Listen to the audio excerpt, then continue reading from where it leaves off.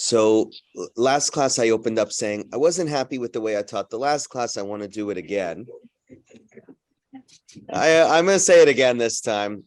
Well, I'll say it this way. I wasn't entirely happy with the way I presented the materials last class. I think it was a very interesting discussion at the beginning of last class as to what motivated some of the opinions that want to insist that there's something sacred that remains on the Temple Mount, even after the temple was destroyed. What might be the theology behind that point of view? Today, it's not so much exploring the theology or what's behind the text, but just laying it out in a way that will be hopefully easier for us to understand. So I'd like to present what we did in the past two classes in a very, hopefully, easy to understand way. The past two classes have been centered around the statement of Rabbi Yehoshua, Kedusha Rishona, Kidsha La'atid Lavo. The sanctity which was given unto the Temple Mount in Jerusalem by King Solomon sanctified that place then and sanctified it for all time in an unmovable, unshakable, uncompromisable way, right? And as I said, there really is no alternative view. There's nobody who says it's not holy anymore, but there are differences of opinion on the question of whether Jerusalem remains the exclusive, remember that word, the exclusive site, which makes a big difference in the way we participate and think about this subject. If I can build another temple somewhere else, it's true that the Temple Mount retains a certain holy status, but I have an alternative that can be just as holy, in fact, perhaps. And the fact that there's an alternative gives me a little bit of comfort that we can still follow the traditions that are important to us, that we can still understand the tradition in a way that makes sense to us.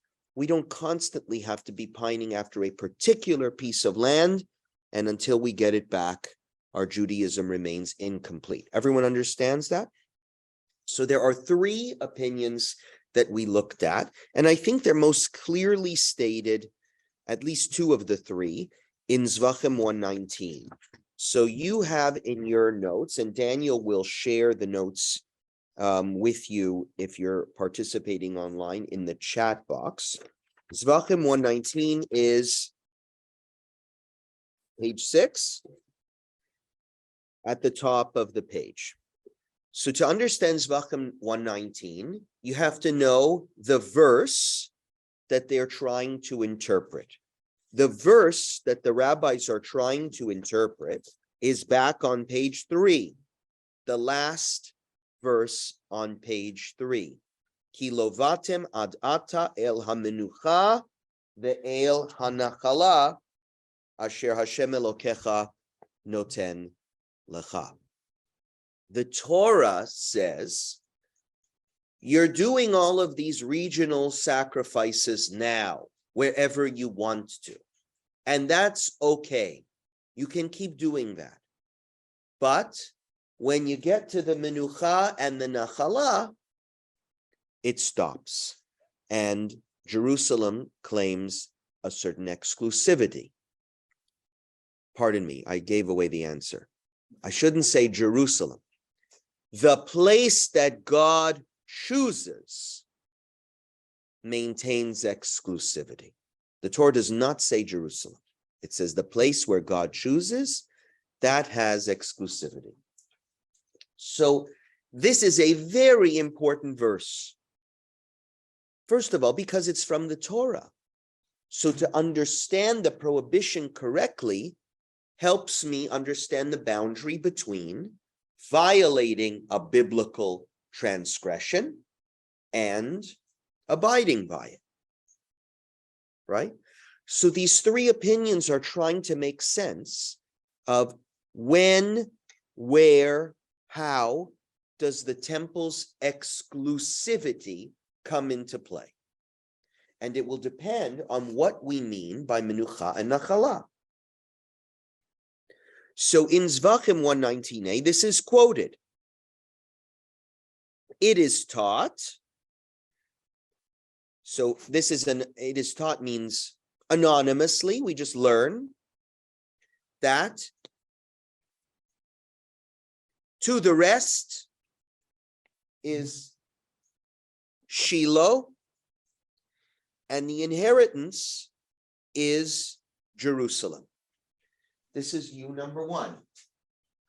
I think last time we looked at it, it was view number 2, but I want to keep it in order of how we're learning it in the text itself in Zvachim. So number 1 is Menucha is what? Shiloh. Stop your regional sacrifices when Shiloh is established. And what is Nachala?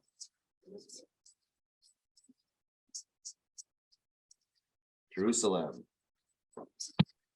Stop your regional sacrifices after Jerusalem is established. And actually, the Talmud is clear on the question of why they are mentioned separately. Do you see what it says? Who can read? Why were they referred to? Rona, help me. Why were they?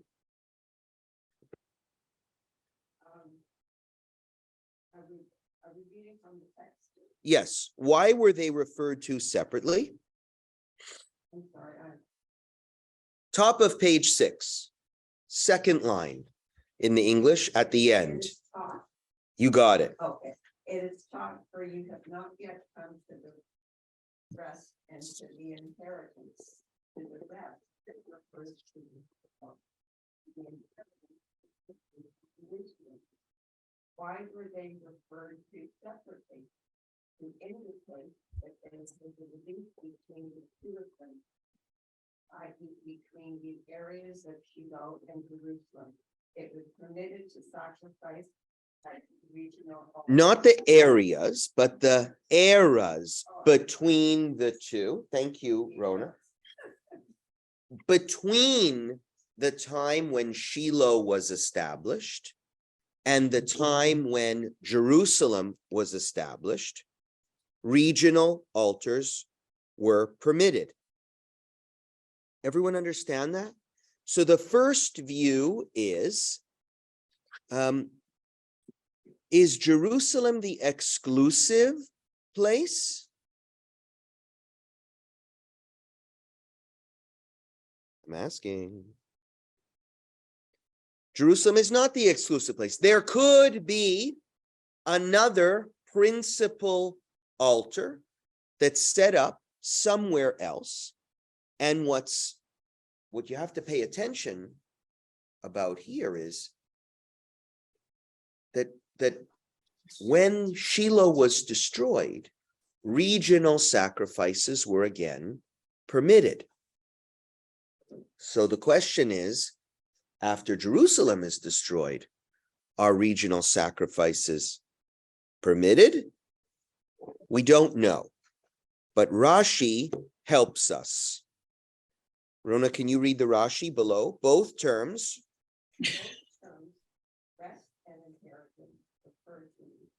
We'll get to that in a second. Which was nonetheless has a permitted period of regional sacrifice that allows its dominance. This view holds that the initial sanctity of Jerusalem was sacred for its own time, but not forever after. And this view holds that even the sanctity of Jerusalem is followed by a period of relief. Okay, so this is the second view that I want us to consider, the view of Rabbi Ishmael.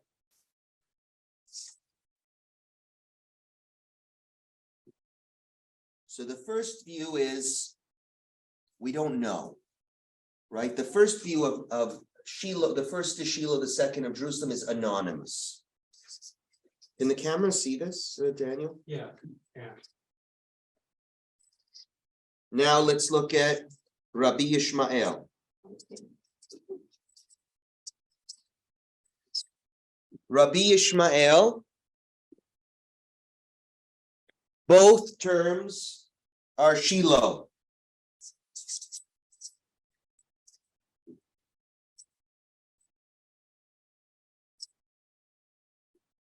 And what does Rashi say about that? The initial sanctity of Jerusalem was sacred for its own time, but not forever after. And this view holds that even the sanctity of Jerusalem is followed by a period of release. The Bible, when it forbade regional sacrifices, was only talking about the altar being set up at Shiloh. Jerusalem never had, this is crazy, never had exclusivity as a site for worship. It never had it to begin with.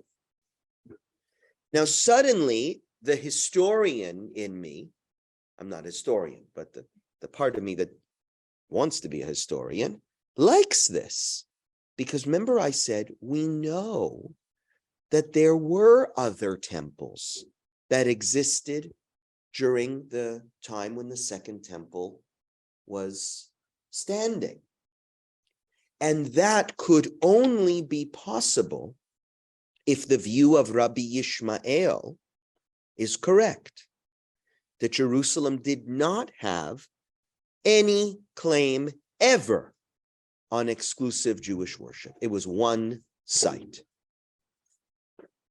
You should feel uncomfortable with that. Do you? I hope you do. My classes, there's always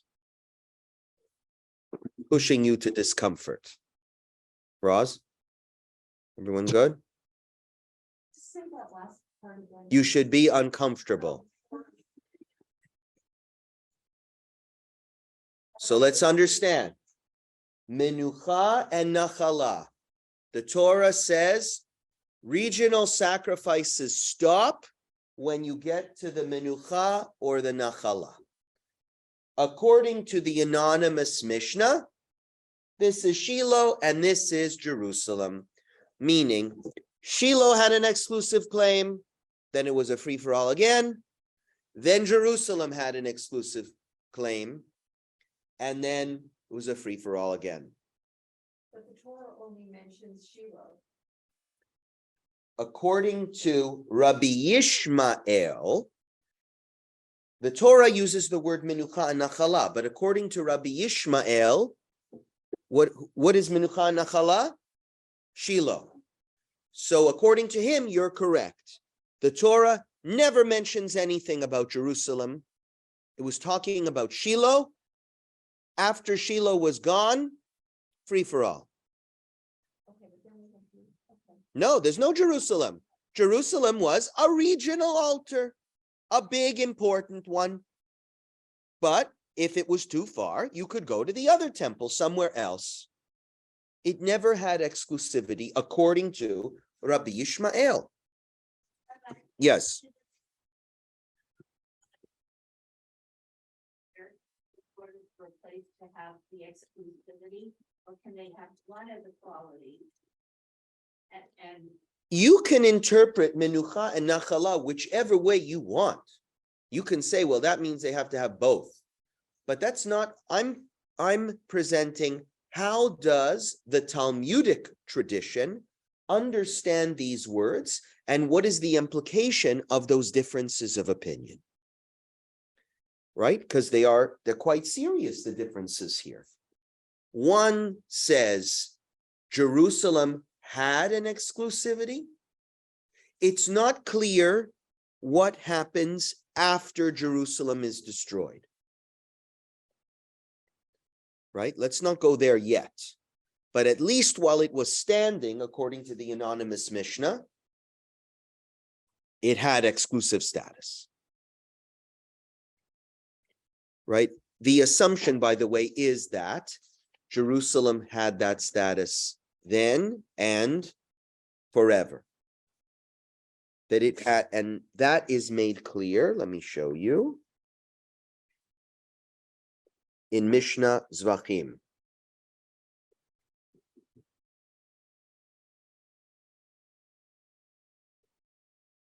You see Mishnah Zvachim, page 4. In the middle. When the Israelites came to Gilgal, it was permitted to sacrifice at regional altars. When they came to Shiloh, it was forbidden to sacrifice at regional altars, and it was a rest. Menucha. So the Mishnah in Zvachim says, first, regional altars were permitted. Then we set up Shiloh, regional altars were forbidden. Then what? When they came to Nov and Givon, it was again permitted to sacrifice at regional altars. After Shiloh, regional altars come back into play. But when they came to Jerusalem, the regional altars were forbidden and were never permitted again. Never permitted again. And it was an inheritance. The sacred items could only be eaten inside the curtains, and the lesser sacred items in Maser Sheni could be eaten inside the wall. So that Mishnah makes it, in the opinion of that Mishnah, Jerusalem is the final exclusive resting place. Look at the dramatic difference. Rabbi Yishmael says, you don't know what you're talking about. Jerusalem never had any exclusive status. Zu vezu Shiloh. This and this is Shiloh. In other words, Rabbi Yishmael agrees with the first part of the Mishnah. Yes, you're right. It was a free-for-all before. There was exclusivity in Shiloh, and then after Shiloh, a free-for-all again. That he's okay with. But the part about Jerusalem claiming Shiloh's exclusive status doesn't agree with. Jerusalem never had it. It was a regional altar that became the biggest one. But it does not mean that others were not permitted. Now, the third view belonging to Rabbi Shimon Bar Yochai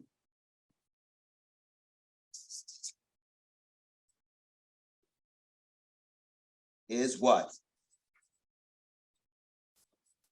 But the both terms refer to Jerusalem. You got it. Both are Jerusalem. Zu vezu Yerushalayim. Last class, that was the first view we saw, the view of Rabbi Shimon Bar Yochai. And Rashi explains what he means. We're on page 6. So Rona, you started. Could you finish?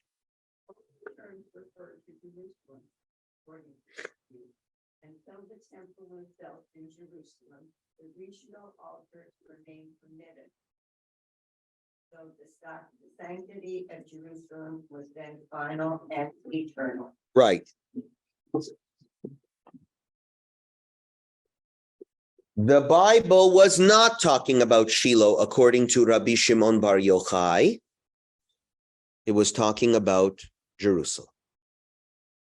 It was always meant to be the only site of exclusivity. He disagrees with the previous two Mishnahs because for him, Shiloh is not irrelevant.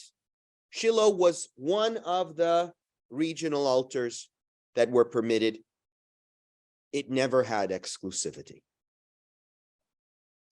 Now let's go back to the analysis we were doing at the beginning of the class, last week's class. We have here 3 points of view. For those at least who are here in the room, does everyone understand the 3 points of view and the differences between them? I was thinking of maybe doing a chart.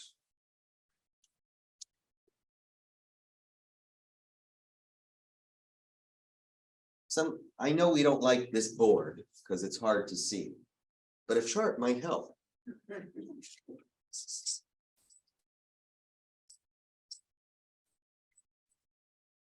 Sometimes this is the most helpful way to study Talmudic text.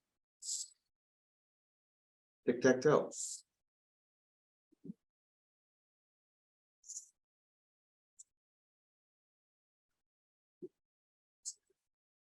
Opinion number one, number two, number three. Na, ne, mas. You with me? Who's number two? Number two is Rabbi Yishmael. Number three, Rabbi Shimon.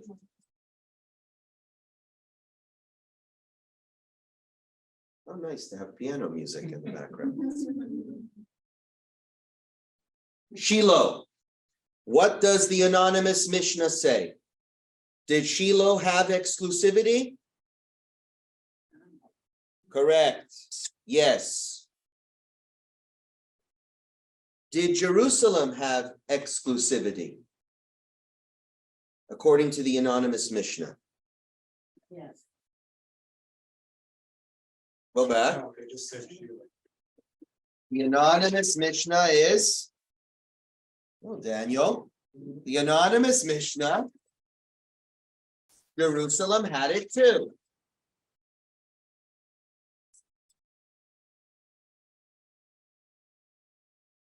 Anonymous Mishnah says Jerusalem was permanent and exclusive, and Shiloh was permanent and exclusive. Rabbi Ishmael, Shiloh,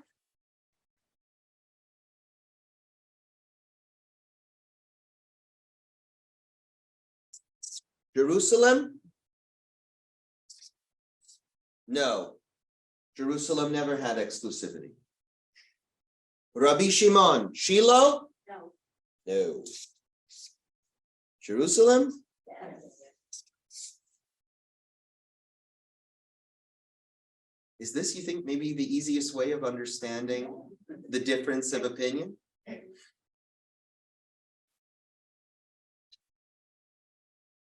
Okay, now tell me, now we dive deeper. Now we dive deeper. What is at the heart of this disagreement? Who cares? Would the temple, Why does Rabbi Shimon? No, it's okay. would the temple not have relevance in the decision whether the temple was standing or not? The temple was not standing. Rabbi Shimon saw the temple being destroyed. Rabbi Ishmael is later. The anonymous Mishnah, we don't know. It's a tradition. We don't know where it comes from. What is the theology behind these three views? The easiest one from a theological perspective to understand, I think, is Rabbi Shimon. Rabbi Shimon, who saw the temple burning. His attachment to the place is so strong that he cannot even imagine any other place having the same or similar holiness, uniqueness, focus for the Jewish people. For him, it's Jerusalem. It will always be Jerusalem. There will never be anything else besides Jerusalem. So the most fanatical, if you might say, viewpoint is the viewpoint of Rabbi Shimon. Because he disqualifies all other sites from ever having exclusivity over Jewish worship, I ascribe to him the most fanatic view, right? There can never be anywhere else. Yes. Very much so. If you're somebody who is do or die Jerusalem, you're a Rabbi Shimonite. Okay. What about Rabbi Ishmael? Rabbi Yishmael's view is very interesting. It's too bad he doesn't get much play in later Jewish sources. The only source that I found that comes close to his view is a text from Rabbi, citing Rabbi Yitzchak, which you can find Bavli Megillah N.A. So this is our text for today. So we're with Rabbi Shimon. Rabbi Shimon is fanatic. Now let's try and understand Rabbi Yishmael, his very similar text here. Debbie, do you think you could read here? Rabbi said, Rabbi Yitzchak. I have heard that sacrifices may be offered in the temple of Holiness at the present day. The temple of Holiness was a Jewish shrine located in Egypt in an area known as Leontopolis. It functioned for over 2 centuries, from the 2nd century BCE until the year 73 CE, serving at least the local Jewish population of that area. It does seem that actual sacrifices were offered there, and the Talmud here certainly assumes that such would have been the case.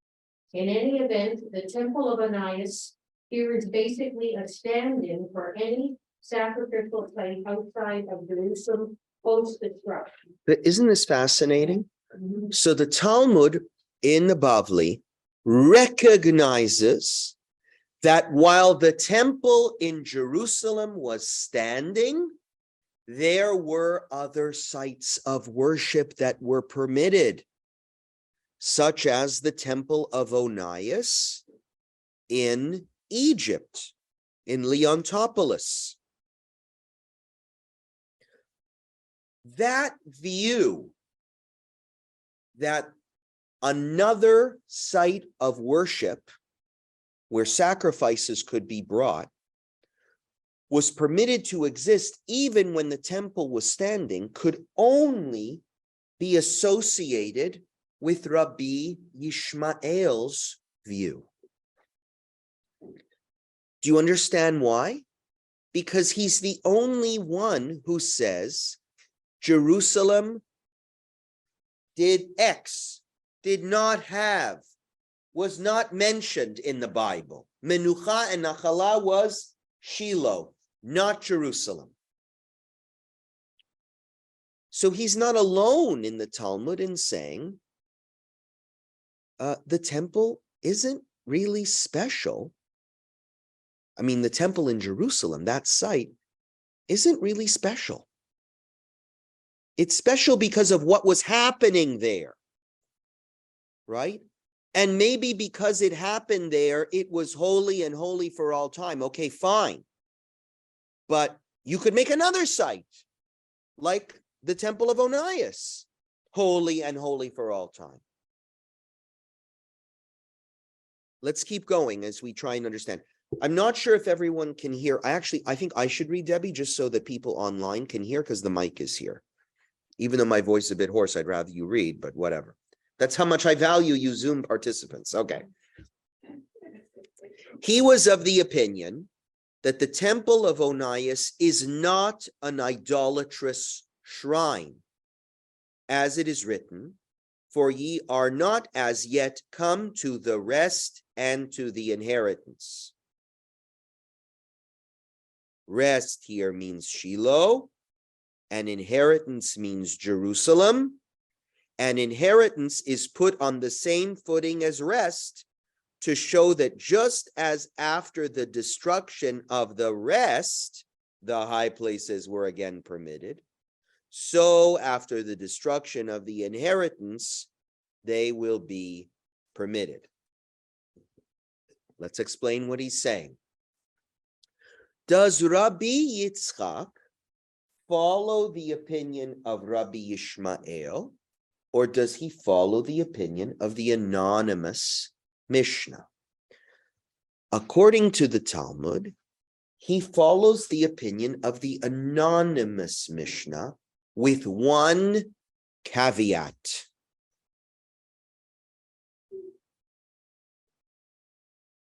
I said this was going to be a challenging class. Rabbi Grover is going to make this slightly more complicated. I will divide up the anonymous Mishnah now into two possible approaches. The first approach we saw in Mishnah Zvachim. We just read it a couple minutes ago.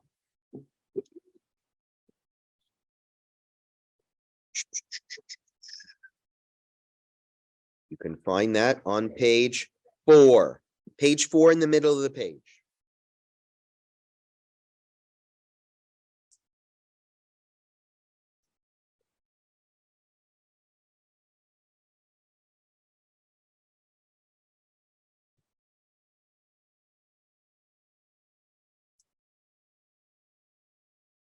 In Mishnah Zvachim, it said, not only is Jerusalem referred to in the Bible, but when it is referred, the regional altars were forbidden and were never permitted again. I hope you all see that, right in Mishnah Zvachim.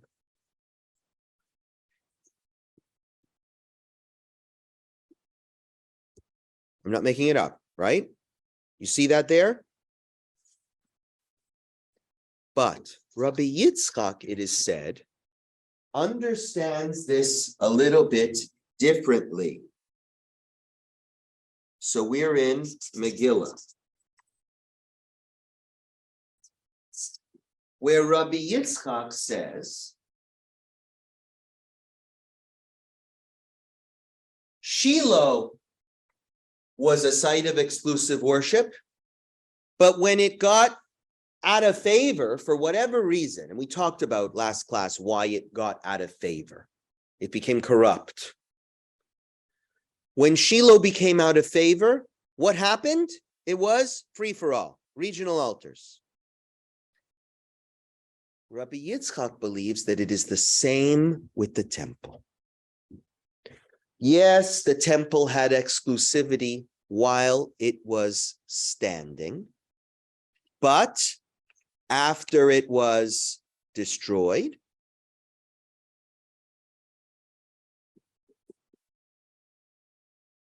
other temples were permitted. Megillah. So how do we write that? Jerusalem equals final. Here, Jerusalem equals not the final resting place, but the most recent. Does that make sense? Not the last resting place, but Jerusalem is just the most recent.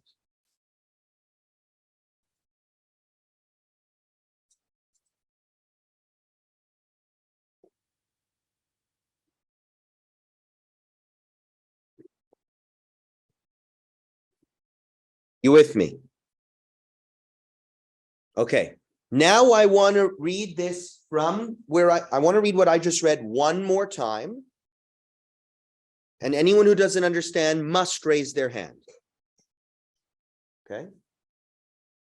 I would have thought that Rabbi Yitzchak, who says, I can go to Leontopolis right now and offer my sacrifice. I would have thought that he was following the view of Rabbi Yishmael, who said Jerusalem never had exclusivity. You could always go anywhere else. When the Torah was talking about exclusivity, it was talking about Shiloh.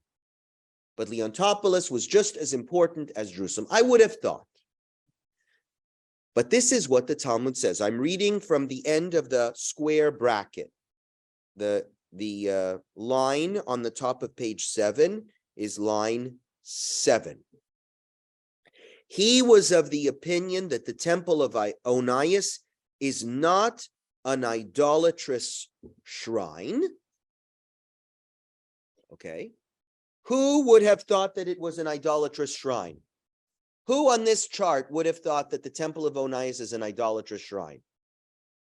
Definitely Rabbi Shimon.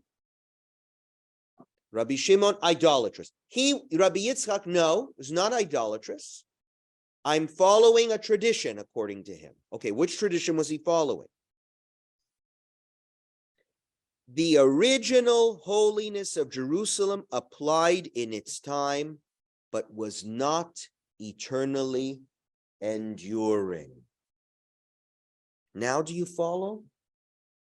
He believed that Jerusalem was exclusive, did have an exclusivity, but when it was no longer available, you could go elsewhere. What's the problem? When was the temple of Leontopolis standing? Right. Did everyone hear that on Zoom? Rabbi Yitzchak just said, the temple of Leontopolis is kosher. Not because the temple of Jerusalem didn't have exclusivity, but because the temple of Jerusalem is gone. And once the temple of Jerusalem is gone, we can go somewhere else. But the temple of Leontopolis was around when the second temple was standing. So what happened? There's something that's not right here with his point of view. He's getting the timelines mixed up. Now, Rabbi Yitzchak does say, what's the first line? I've heard that that sacrifices may be offered in the temple of Onias at the present day. So let's see what the Talmud does. But maybe, just my own, if I was going to think, well, what's the Talmud going to respond? They'll say, no. Rabbi Yitzchak didn't mean that you were allowed to use the temple of Onias while the temple in Jerusalem was standing.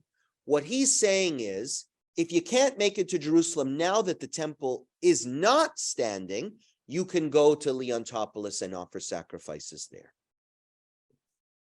Because now that temple is gone, it's just like when the temple of Shiloh was gone and regional sacrifices are again permitted. Let's see how the Talmud explains it. Let me just finish off the part I was reading before, and you should be familiar with this. As it is written, for ye has not yet come to the rest of the inheritance. Rest means Shiloh, and inheritance means Jerusalem. And they are of the same footing, to show that just after the destruction of the rest, the high places were again permitted. So after the destruction of the inheritance, they will be permitted. In other words, El HaMenucha ve'el HaNachala, one is not better than the other. Menucha and Nachala are equivalent terms. They both mean the same thing. And therefore, Jerusalem should be treated the same way as Shiloh. Shiloh only works while it's around, and Jerusalem only works while it's around. But when they're no longer around, high places are again permitted. Now let's keep going, because we realize he's got a problem. They said to him, do you really say so? He replied, no. I don't really mean it. Said Rabbi, by God, he did say it, and I learned it from him. Why then did he retract? On account of the difficulty raised by Rav Mari. Okay, so do we understand what's going on inside the Talmudic Academy? Someone says, look, I heard Rabbi Yitzchak said you're permitted to offer sacrifices in Egypt today. Then someone said, did he really say that? That's crazy. We're supposed to go to Egypt and offer our sacrifices? And someone else says, no, he didn't say it. And then someone else says, no, but I heard him say it. Okay, he did say it, but then he changed his mind. He retracted. First, he did say this. You could go to Egypt and offer your sacrifices there. Then he changed his mind. Why did he change his mind? Because of some challenge by Rav Mari. We're ready to understand what Rav Mari's challenge was? It's nice. So rabbis are allowed to change their mind. Rav Mari challenged from the following.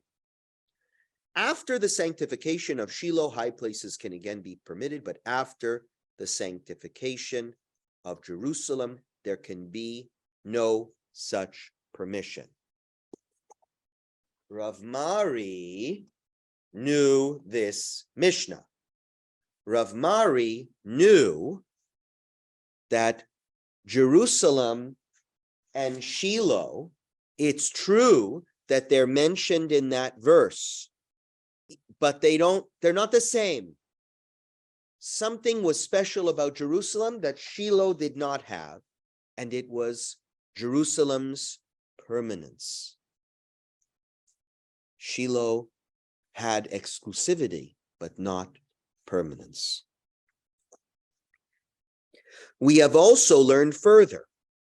After the Israelites, occupied Jerusalem, the high places were forbidden, and they were never permitted again, and it was the inheritance. So I learned, not only does Rav Mari say,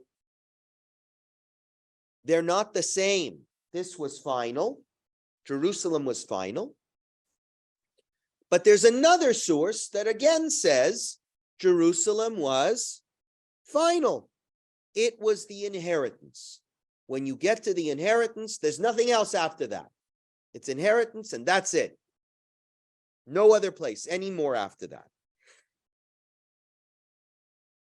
There is a difference of Tanaim on this point.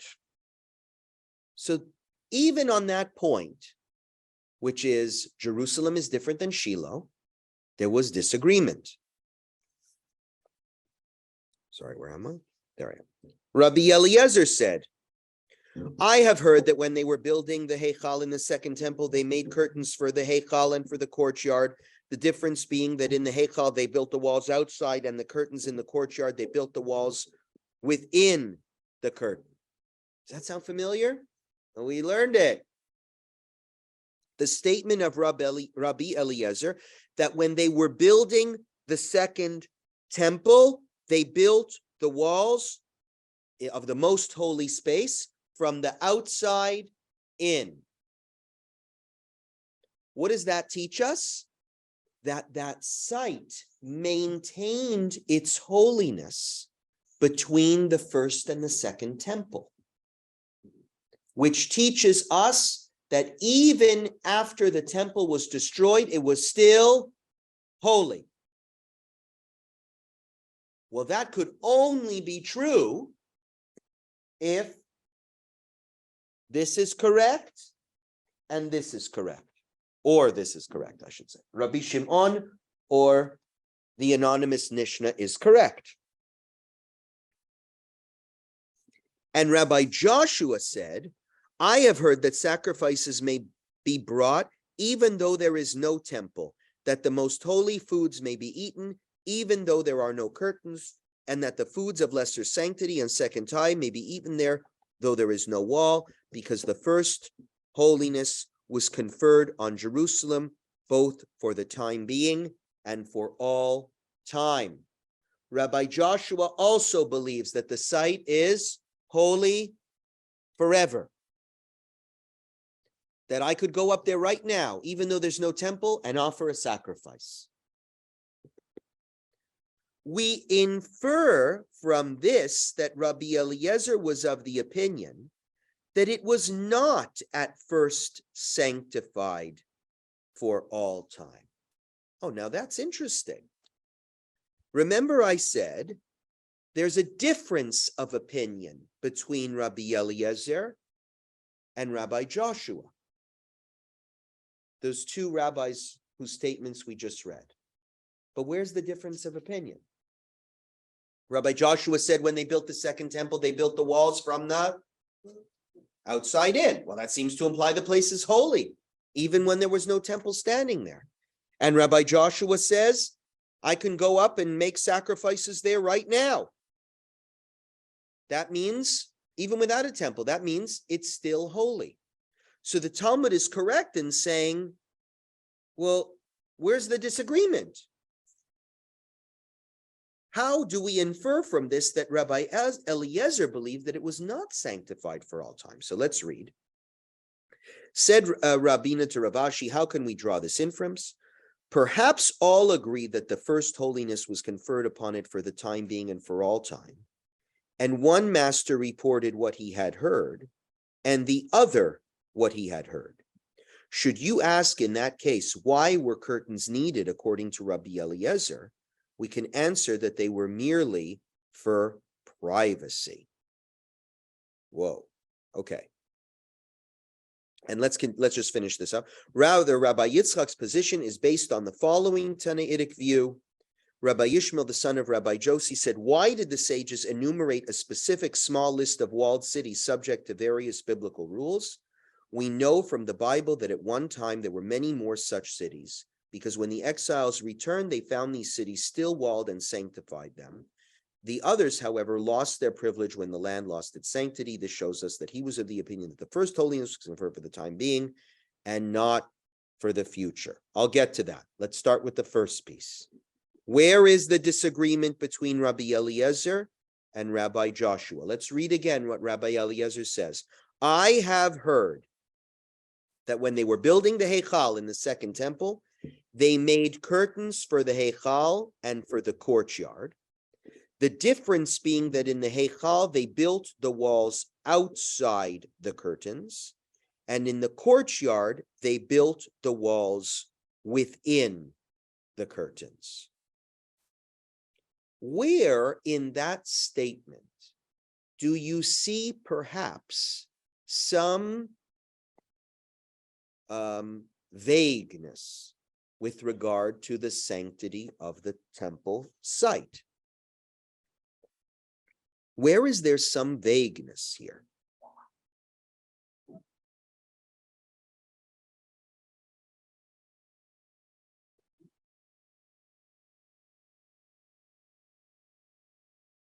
So the Talmud is saying Rabbi Eliezer was of the opinion that it was not sanctified for all time.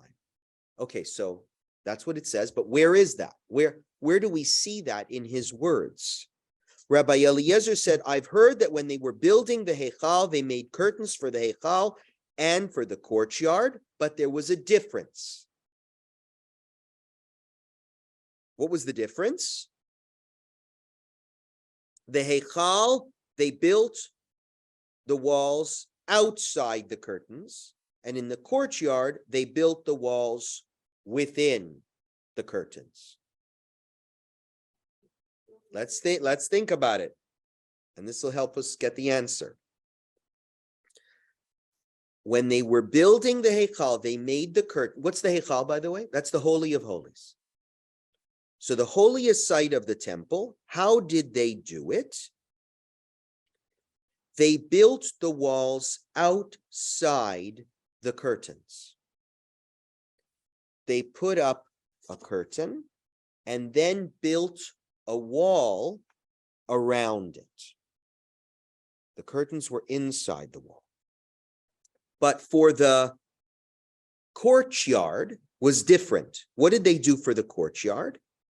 They built the walls within the curtains. In other words, the wall, when they were actually building the wall of the temple, they were standing on that inner courtyard site, and the curtains were put on the outside, not on the inside, like they were for the Heichal. What does it mean that they didn't treat, the builders did not treat the courtyard in the same way that they treated the Heichal? It wasn't as sanctified. It wasn't as holy. That is probably how the Talmud understands Rabbi Eliezer's view. They were careful with that, which is a really odd way of understanding it, but I'm just here to teach what's on the page. The Heichal they treated respectfully. They put up curtains. In other words, they delineated first.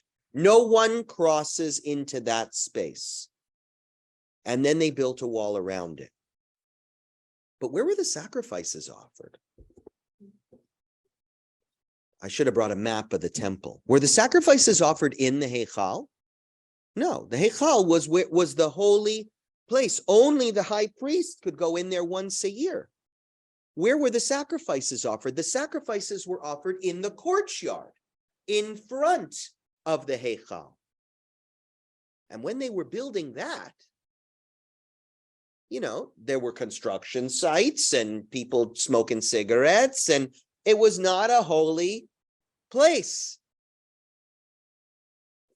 Whereas Rabbi Joshua is of the opinion that you could go up there right now and offer sacrifices there. In other words, for Rabbi Joshua, the entire site was holy.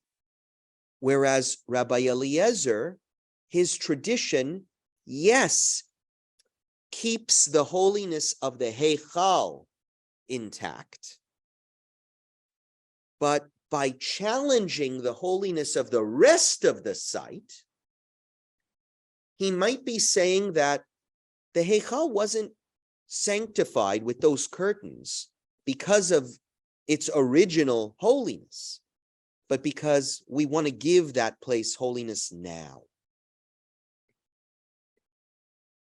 It's not about this place having a certain innate holiness that never went away, like it is for Rabbi Joshua. Rabbi Joshua, it is so clear that it's not the temple. You could go up there now and offer a sacrifice.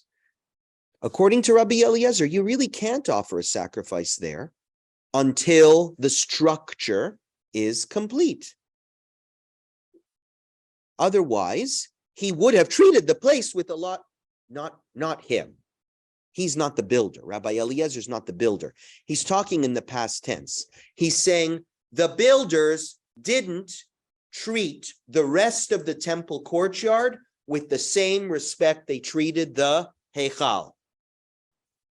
Therefore, we learn from that tradition that the site itself did not retain its holiness between the first temple and the second temple, and therefore, it's not holy now either. It's gone. So when Rabbi Yitzchak says, let's just go to the temple of Onias, because this place is out of commission, we can follow his point of view. Because the site, the sanctity of the temple, it's possible to read the Mishnah this way, didn't carry on after the building was destroyed. But this period is during the same period. It's during, he's talking about between the first and the second temple.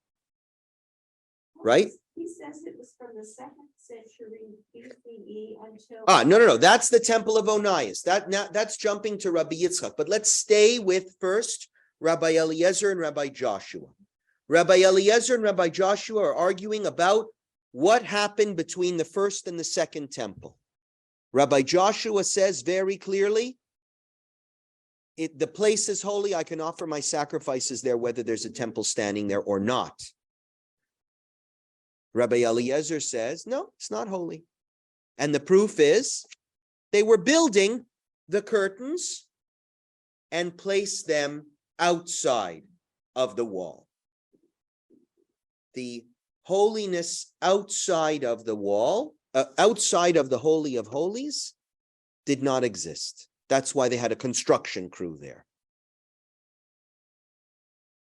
So when the Mishnah says we infer from this that Rabbi Eliezer was of the opinion that it was not at first sanctified for all time, now we know why. Rabbi Eliezer did not believe that it was sanctified for all time because he said, I know of a tradition that says that the construction workers were on the site when they were building the second temple and didn't treat it with the same respect that they treated the Heichal. Therefore, how could it all be holy? Okay, we're going through this slowly, I know, but that's the only way to understand it. Said Rabbeinu to Rav Ashi, let's go back to that. How can we draw this inference? Perhaps all agree that the first holiness was conferred upon it for the time being and for all time. And one master reported what he had heard, and the other what he had heard. What does that mean? They're playing broken tell. Very good. And this is really unusual and special in the Talmud. So what Rabbi Eliezer, do you know how long ago that he's talking about hundreds of years ago, how they built the temple. I'm supposed to decide now whether 500 years later, whether the site is holy because of something that Rabbi Eliezer heard 500 years ago? He's reporting what he heard. He's reporting what he heard. It's so long ago that there's no way it can be used as relevant to the argument at hand. And the argument at hand is, can I go to Egypt now and make a sacrifice at the site of the temple at Leontopolis? Don't talk to me about what you heard from 500 years ago and how it affects things today. It is very possible that what you heard is wrong and that the site was sanctified for all time. You're remembering construction plans from 500 years ago? There's no way they're accurate. This is the real back and forth.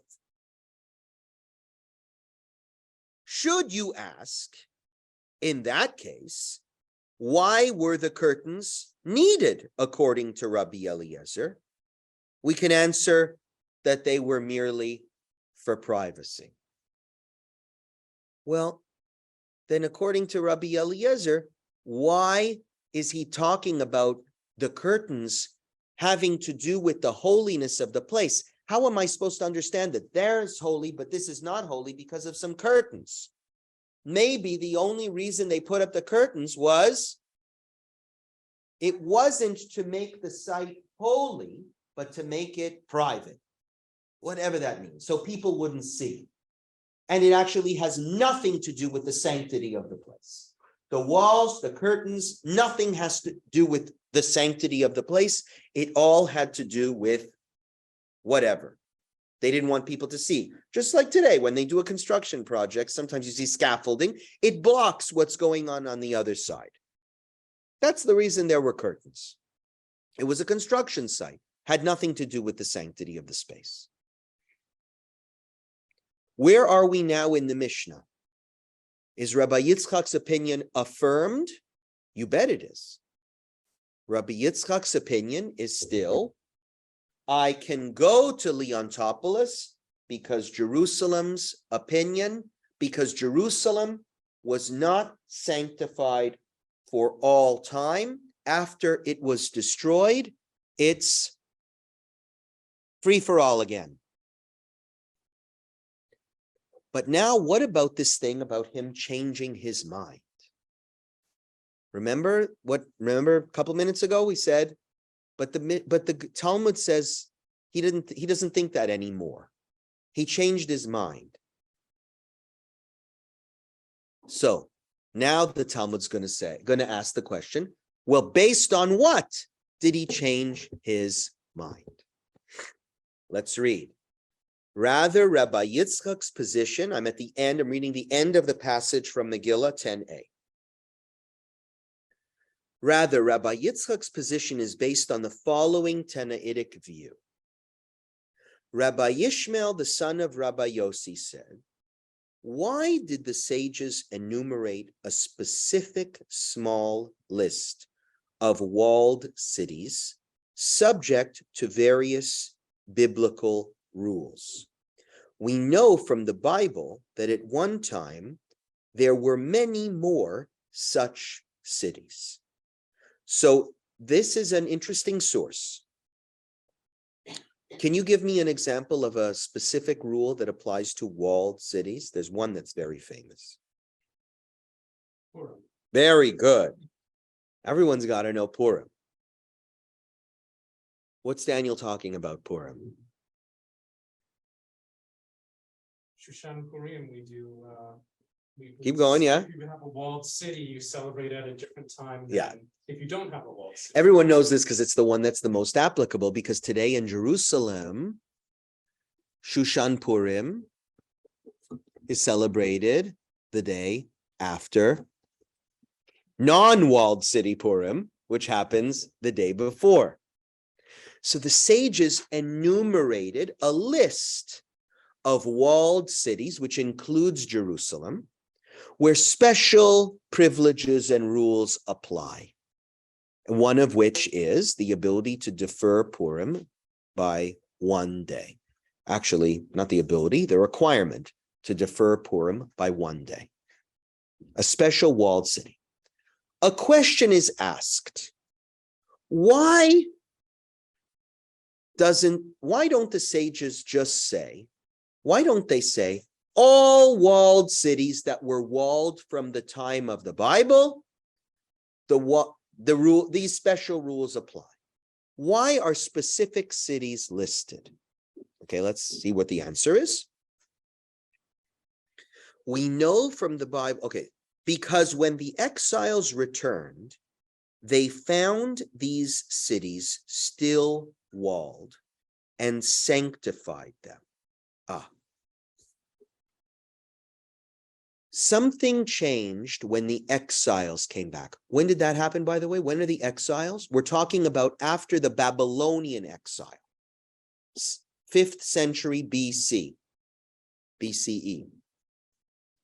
There were a whole bunch of cities that were walled during the time of the Bible. But when the exiles came back, they found that some still had their walls. Remember, why were they exiled in the first place? Because some Babylonians came and conquered the whole place. So obviously, in order to conquer, they had to rip down some walls. So they come back 70 years later, and they find out that some cities that had walls still have the walls standing. What did they do? They sanctified the wall cities. The others, however, lost their privilege when the land lost its sanctity. The other cities that were trampled upon, the walls were destroyed by the armies during those 70 years, they lost their special status. Even though they were walled before, in the time of the Bible, we're treating them differently now. This shows that he was of the opinion that the first holiness was conferred for the time being and not for the future. According to this view, Rabbi Yitzchak believes that you can sanctify at Leontopolis. Why?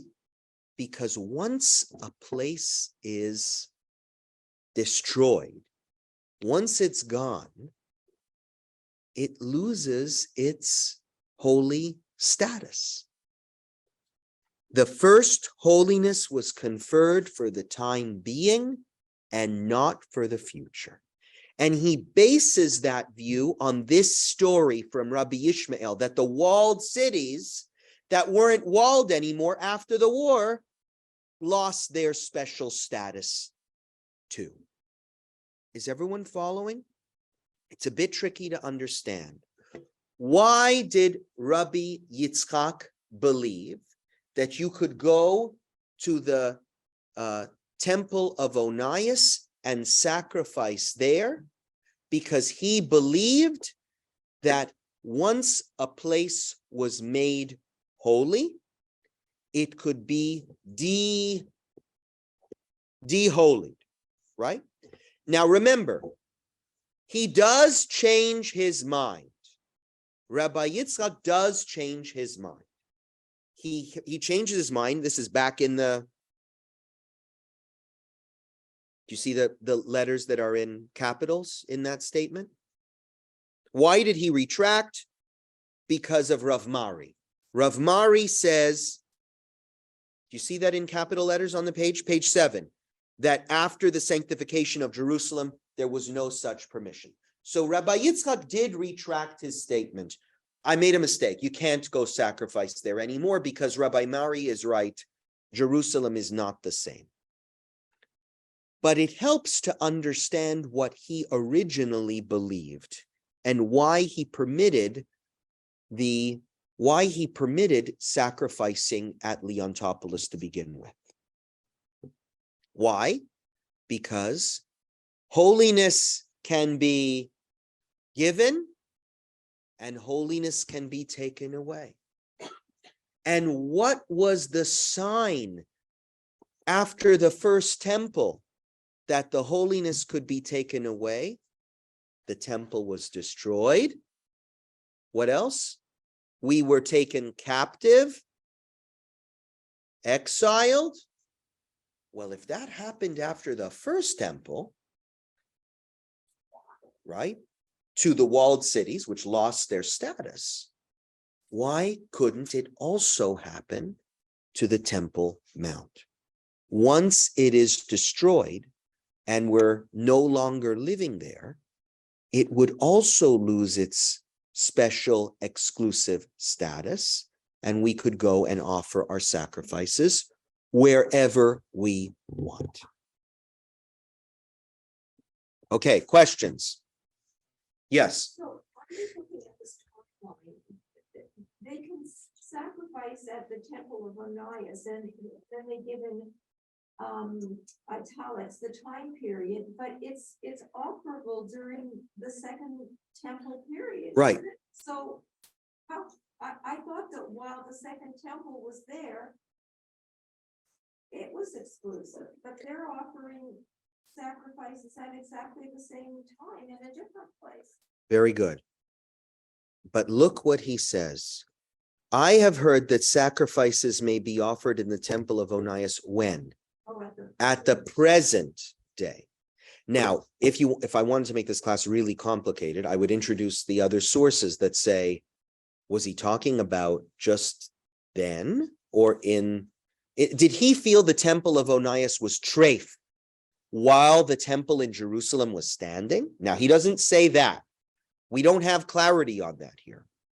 All we know is I could go now to the temple of Onias if I wanted to and offer sacrifices there if I wanted to. What did the temple of Onias look like when he was saying this? The temple of Onias probably had been destroyed. So I'm guessing what he means is, if I wanted to, I could go back there, rebuild the temple. Let's say we get some favorable Egyptian ruler who says, you're not going to take Jerusalem, but I'll give you Leontopolis. I could go to Leontopolis now, build some sort of altar, and offer my sacrifices there. That's what Rabbi Yitzchak says, although he changed his mind, apparently. But think of the implications of his comment. He's following really the view of Rabbi Yishmael. He won't give credence to it, but he follows the anonymous Mishnah and says, but Jerusalem never had the final say. Now that Jerusalem is destroyed, just like the walls of the first of those cities after the Babylonian exile, now that those walls were destroyed, not holy anymore. Not exclusive anymore. Now we can go anywhere else we want. If someone as important as Rabbi Yitzchak says that now, so jumping to today, could I, according to his view, make a temple in Tel Aviv, sanctify it, and right on the beach have a nice little temple? Could I do that according to Rabbi Yitzchak? You bet.